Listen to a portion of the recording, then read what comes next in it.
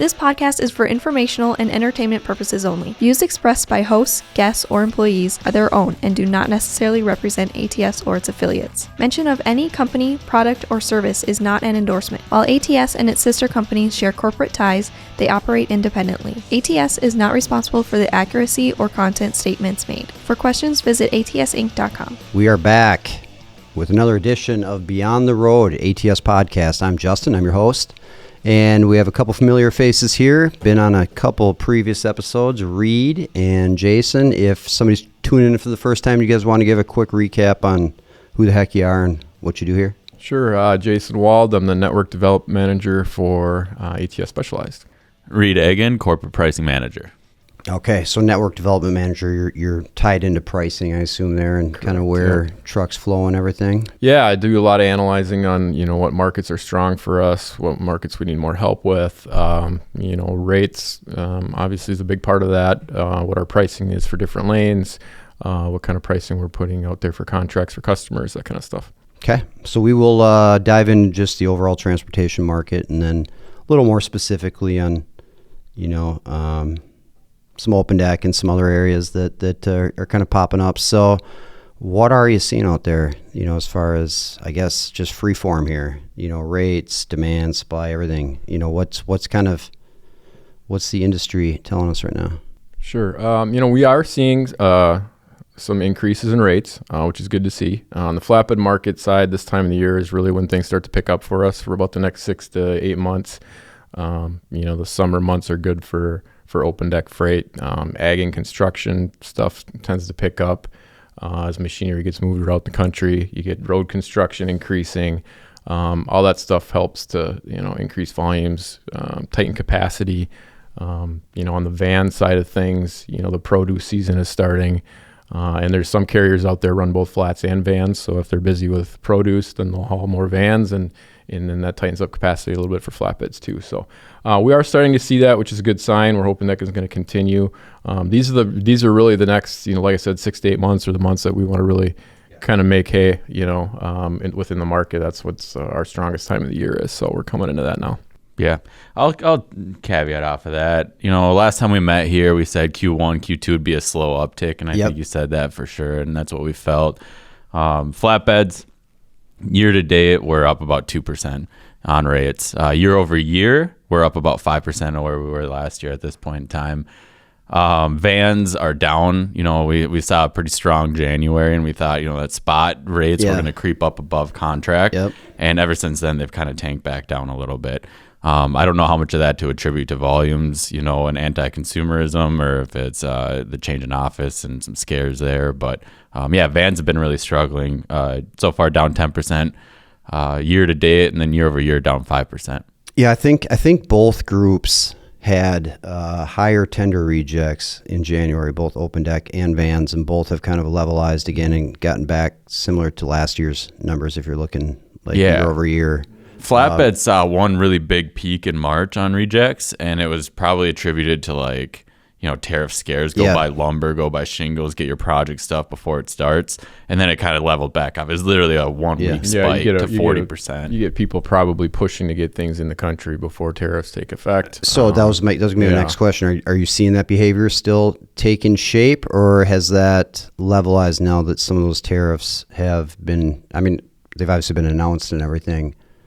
I think I've seen it just on a day-to-day. Everyone's marketing that's their new media. Buy our products before tariffs kick in. I kind of see that as just a consumer in general. Mm-hmm. I think everybody's nervous and tense about it.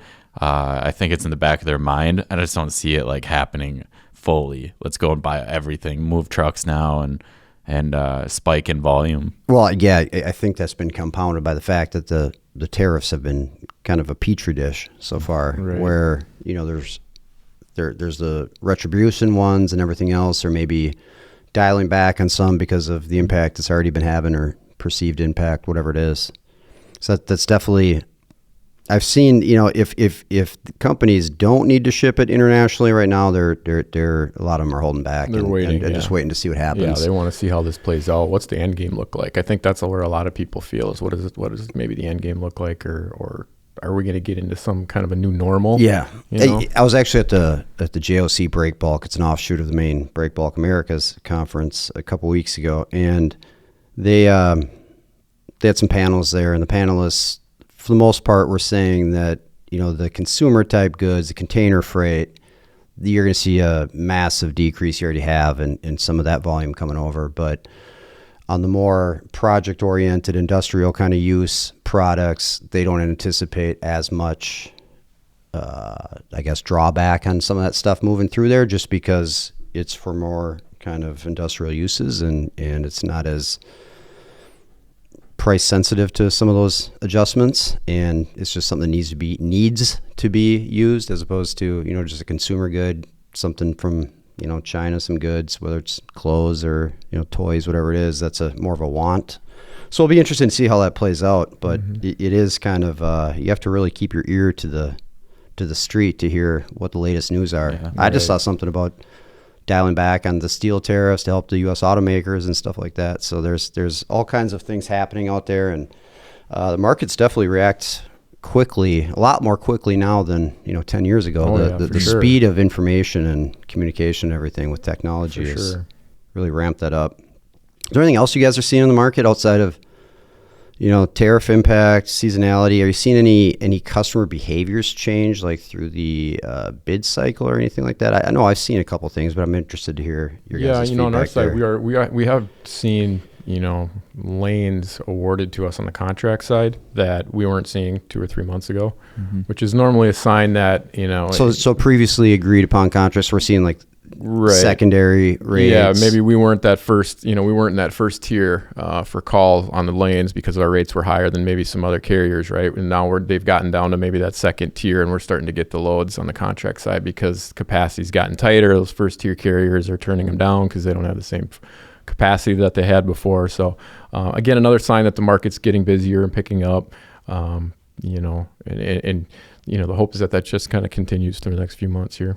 Yeah, I would attribute that to flatbed specifically. Like, I'm caught by surprise on some of these lanes that we're winning, that we were not priced, you know, geared to win. You know, we're not pricing ourselves at the bottom, you know, truck pay level. We're pricing ourselves to be that second or third call, and we're getting the freight right now. In the van world, there's some lanes that we're really dialed in on the asset network that they're just getting more and more uncomfortably low after 4 or 5 years. Yeah, and those costs, just for the listening public, the cost to run an asset fleet has not decreased. It's definitely gone up. It continues to rise. Just like everything else in the country. Despite what we're getting paid to do it. So. The van world's really getting hit hard in that Midwest and Northeast, right? You know, back and forth in those lanes, and that's where, you know, we're trying to gear up, and it's where rates have been historically the best.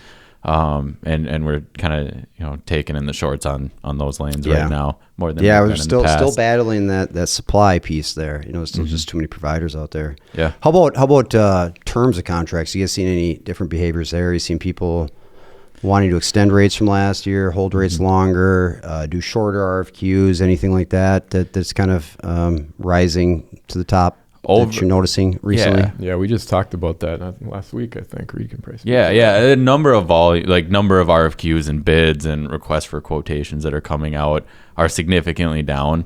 We attribute that a lot to customers just kind of hanging on to rates and extending rates. We have specific customers that just come to us and say, we're going to hold rates, and I think they kind of know where the trends are going. Yep. We do have sales groups and people internally that'll go out and try to get rate increases or decreases throughout the year. Not a lot of that's happening because it's been so flat for so long. I would say that those are the two main consistent reasons why RFQs are down. Yeah. And just in a number of total RFQs. Contract terms, though, I would say same, you know, tighter contracts, a lot more 3 month, 6 month, and they're changing their routing guides a little bit from that typical 1 year, no rejection contract, and they're being a little bit more favored to the carriers and their needs and changing rates. Telling us that they expect the market to warm up a little bit, and they don't want to have a bunch of reprices and everybody try to back out of their existing and now the rates went commitments. Up. Right. Yeah, it's a risk. A contract's a risk for both of you, and you're splitting that risk. It's a risk and protection on both sides, as long as people are honoring it, right? Yeah, if there's any kind of expectation on what you're getting awarded for the primary carrier, something you're actually if a customer's sticking to the contract and not then deviating and saying, well, the market's in my favor right now, I have contract rates at this level, but I can get on the spot market at this level, because some customers will do that. They'll just play that spot market in their favor and abandon contract rates as quickly as some carriers will once the market heats up. So yeah, it definitely goes both ways. Yeah, everyone. But I would say the shippers are the carriers are the ones offering the good and service. We want to secure capacity. We need to secure capacity. So it's usually the shippers that are breaking those contracts more often than not, if it's in their favor. Right. We'll hang on to it a little longer than they will. Yeah. If it's a tough market. Yeah, a lot of that stuff is written in the way that they got an easier out to begin with anyway. Yeah. Anything else, just broad market you guys want to talk about before we kind of dig into some more of the, some shipper, driver, and carrier challenges out there? I like looking at the MDI, the Internet Truck Stop. They send out a load to truck, to rate, to market impact. They have an index from 2014 to date. And just the consistent, year-to-date feel of that graph is that we're parked right in the middle of 2022 and 21 being highs in volumes and trucks and rates, to 24 and 23 being such a just decline. Right now we're in that middle. We're bouncing. And it is kind of going. It's on an upward trend. It is on an upward trend. In the last couple weeks, there's a seasonality dip. But in general, I feel like we're trending upward on that. So we'll see what the Q3 and Q4 bring on that. But it's kind of nice that we're in the middle again. As far as demand. I imagine you guys' roles, you guys are looking at a lot of different data points and everything, right? Yeah. What do you find most valuable from the different indices and matrices and everything out there? It really depends on how they source their data. So Freight Waves pulls EDI transactions, and that's really heavily and prominent in van or reefer world, where a lot of that contract comes through, but maybe not so in the flatbed market. So rate rejections might not be as strong in flatbeds. But they're very strong in vans, and it's a very, we're operating most of that freight on contract or dedicated. So that's where Sonar and Freight Waves come in, and they're a marketing group, right? So they're sending a lot of good articles, their finger on the pulse, so we trust that. DAT is, kind of the hub of a load board, transaction where they can take the average of a lot of rates. That's all it is. It's really just an average of a lot of rates. So if you're looking at a high volume lane, that's probably your most accurate representation of what hauled 3 days ago. Representative sources in there. But then you worry about data skew if you're going to Colorado, Montana. Not a lot of people haul this lane, and you're worried about that. So you kind of take it with a grain of salt and know where their strengths lie. So those two are really good. Internet Truck Stop pulls their data from current load board, what that rate is. So a broker could put a rate on for whatever rate. That's the posted rate versus DAT is what it delivers. Yeah, correct. And so that's probably naturally going to be down X percent as people are posting loads for cheap. You want to make margin. You want to hit a home run. You put it low. Hope someone grabs it. Now, we don't use that rate when we're dictating or suggesting rates. I know Jason doesn't use it when he's saying this is market, but we look at the trend. What was truck stop yesterday versus today? If that variable is stagnant, you can get something out of that. So we get national, regional trends off of that number year over year, year to date. So it's a combination of kind of sussing through the different resources, but also knowing your business to know those resources, what data they're giving you that information from, and then how it aligns with yours. Like if you're a heavy haul carrier, you probably don't care too much about tender rejects and everything like that. Yeah, we on the flatbed side too, Reid touched on this a little bit, but it's, the data on the flatbed market's not as prevalent, right? So we do source a lot of our own internal data, on loads that we're booking and what rates are we getting those loads at? If we have to broker the freight out to the open market, what kind of margin percentages are we making at certain rates? And then we can kind of use that as a guide for, where we need to be pricing wise on different lanes and, how profitable we think we can be. All right. Well, that was a great market recap. Appreciate you guys' information there. Let's move on to some different shipper, carrier, and driver concerns and challenges out there right now. Let's start first with, the customer shipper side. Are you guys hearing anything from the different sales reps at ATS or what you're seeing coming through in the bids that are telling you any insight at all as far as where their challenges are right now, where their roadblocks are? Yeah, we're seeing, I kind of touched on this a little bit on the tender part of it, right? Where we're seeing some lanes getting tendered us on contracts that maybe we weren't getting 2 months ago, but now we are getting.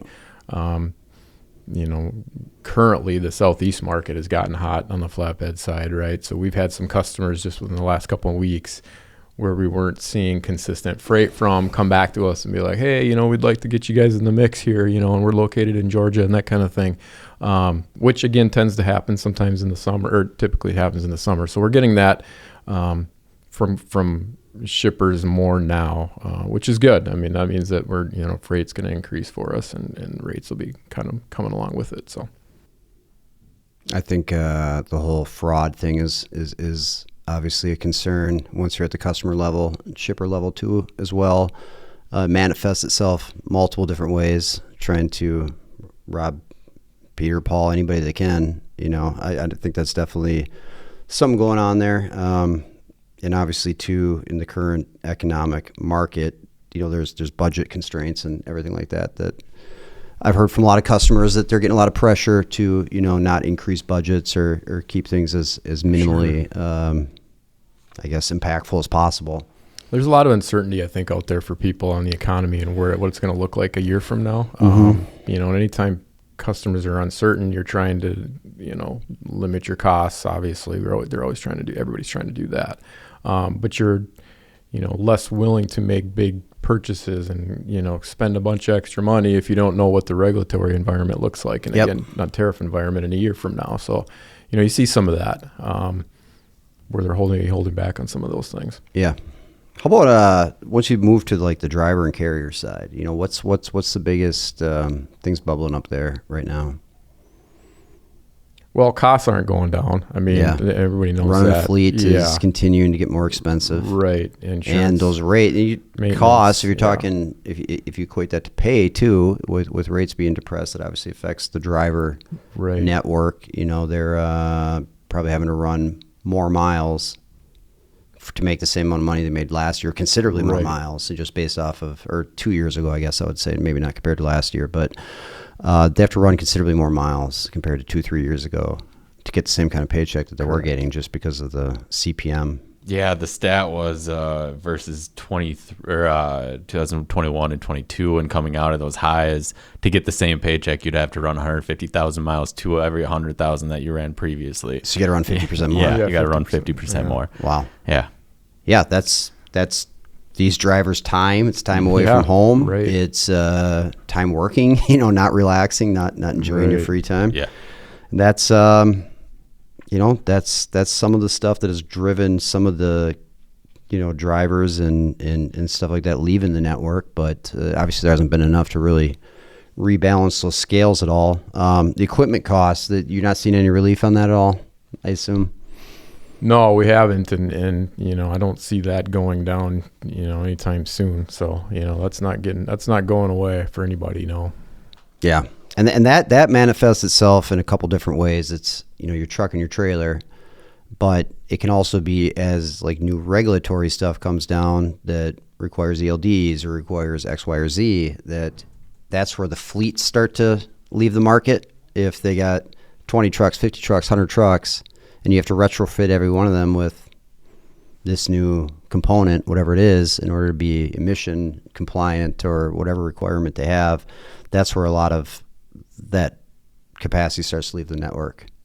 And if you're financially in position to be able to afford that cost, you can have a competitive advantage by getting ahead of it. Drivers, what do they need to know right now about the current market and how it's going to impact their life and everything? And the load opportunities. What kind of advice would you give to a driver right now on the road? That's funny you said that. I was talking to a driver manager just yesterday on this, but and I kind of touched on it too on the flatbed side specifically. The next 6 months are the best, the busiest for us on the flatbed side. So the more you're able to be out working and hauling freight, this is where you kind of want to take advantage of that. Capacity is going to be tighter than it would be in the winter. So the more you can be out working, this is where you want to be available if you can, right? Because that's going to help you in the long run. Whereas in the winter, it's when it slows down a little more. You can afford to take more time off, that kind of thing. So, this is the time of year on the flatbed side you want to be out running. Yeah. Yeah, I would. I'd lean into your driver manager feedback as well. They got visibility to what's out there available, and are having conversations with sales teams and CSRs, whatever your organization's structure is. But hopefully there's some good back and forth there, kind of give an indication as far as likelihood of something better coming along. If what is available out there for a driver to haul maybe doesn't pay the best or go to the best areas. And because it's one of those situations where with what rates are paying in a lot of spots right now, if you take time off waiting for that next load, a lot of times you can't make it up. Well, and you touched on the miles aspect, right? So if you're sitting and not running, then that's, you're not running those miles. And, right. and with rates being lower than they were 2 or 3 years ago, that's an important part of it, yeah. So Reid, you referenced earlier that when we last met, or one of the last times we met, that our projections for the year was going to be slow coming out of Q1 and Q2 and still kind of, upward projection. Is that how you're seeing it? I believe that's how you said you're seeing it so far. Do you anticipate it playing out that way through the balance of the year? Has anything changed enough in the landscape that gives you a different viewpoint? I think the biggest caveat and asterisk that we had in that last one was what's going to happen. We all hot topics, tariffs at that point in time too. Taking those out of the equation, and we look at how flat this market has been declining for so long.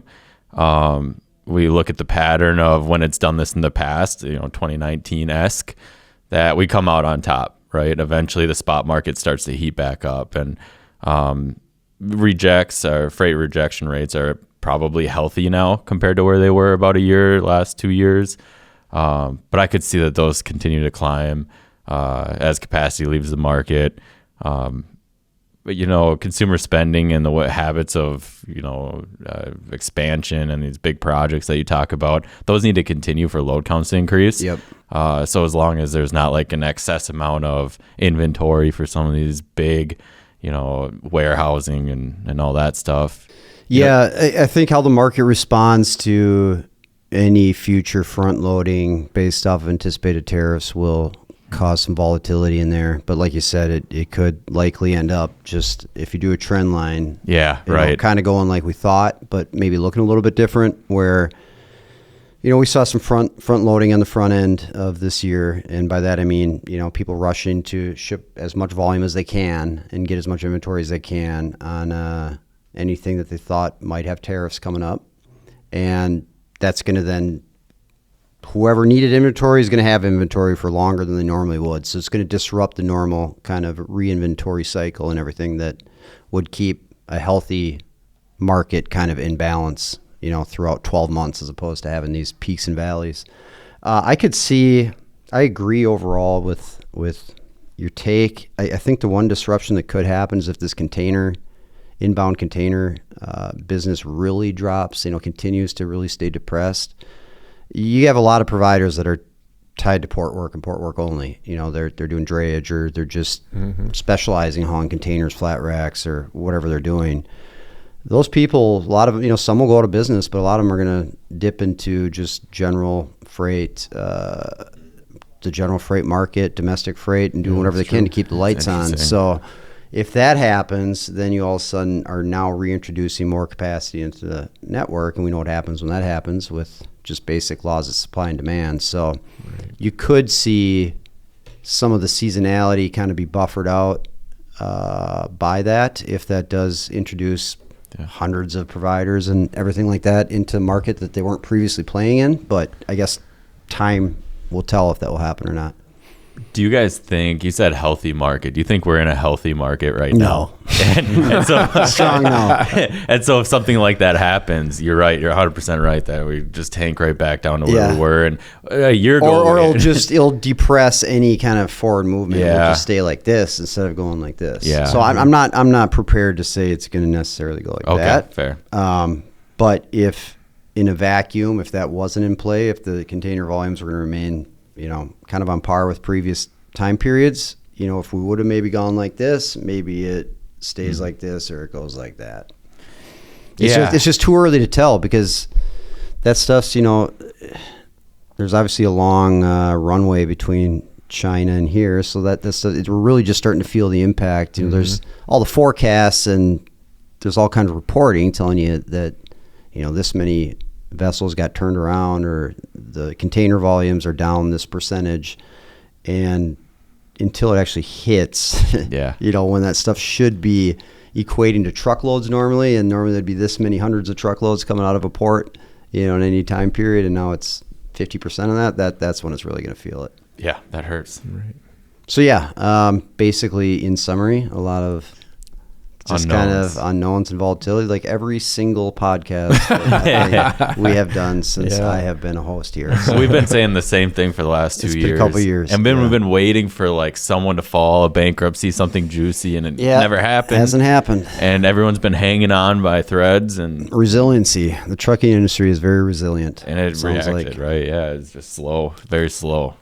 Okay. Anything you guys want to add here before we wrap it up? I think I'm good. Okay. All right. So again, just period of uncertainty. Hopefully in the near future here, we'll have a little different flavor and we can talk to everybody out there about how busy everybody is. And man, it's hard to find trucks and everything like that. But so if you like what you heard here, just please check out our ATS YouTube channel for content made just for you. Shippers can find the ATS Learning Hub at atsinc.com, and drivers can find the Learning Center at drive4ats.com if you're interested in a new career. So please check out our job openings at atsinc.com/careers. And thank you all for joining us today, and be safe out there.